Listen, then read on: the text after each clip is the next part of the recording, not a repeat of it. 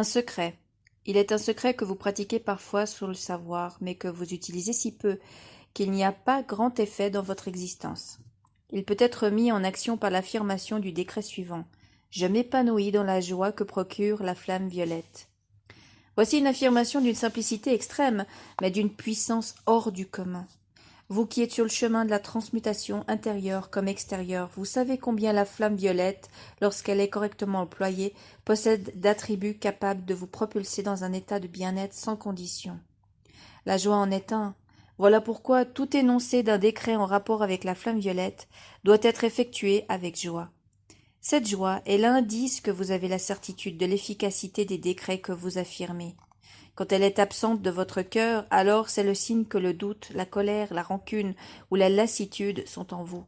Dans ce cas, vos pensées n'accompagnent pas pleinement votre démarche et peut limiter les effets que vous espérez.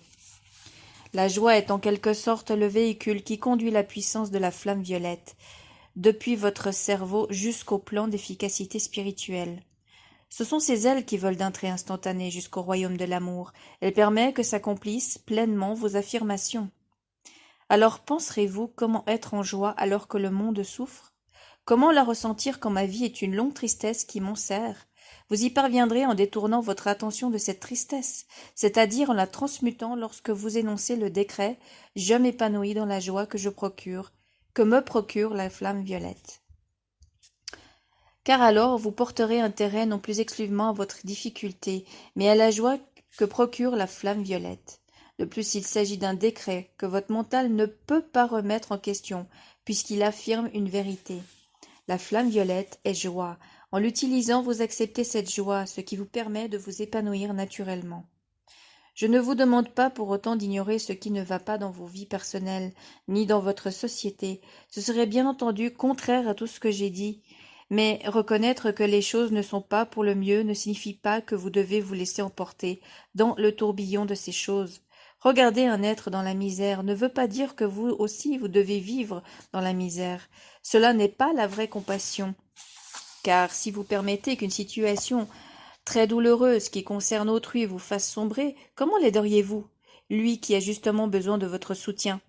Ce serait impossible, car vous manqueriez alors de la force nécessaire pour le soutenir, puisque vous n'auriez plus celle de vous aider vous-même. La véritable compassion ne consiste pas à partager ou vivre les maux des autres à leur place. Elle est avant tout amour. Elle consiste davantage à comprendre ce qu'ils vivent, à ne pas les juger, mais à les aider avec les moyens qui sont les vôtres. Votre âme vous place constamment dans ces situations et où il vous est offert l'opportunité d'apporter de l'aide. Il ne vous est pas possible de le faire matériellement, vous pouvez alors utiliser la flamme violette, c'est à cela qu'elle sert.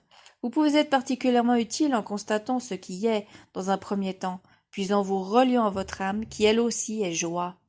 Ensuite, vous choisirez un décret qui se rapporte au mieux à la situation qui est la vôtre, ou celle d'une autre personne.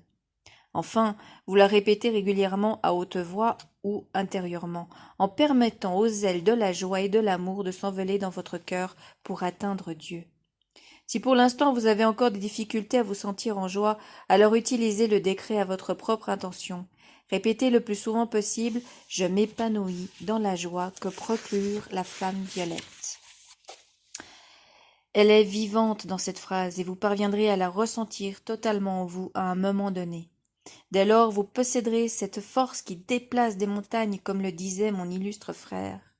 Votre efficacité sera telle que vous serez un être totalement nouveau, un peu comme une âme neuve ou nouvelle, illuminée par sa lumière d'origine qui rayonne dans le royaume d'où vous venez tous.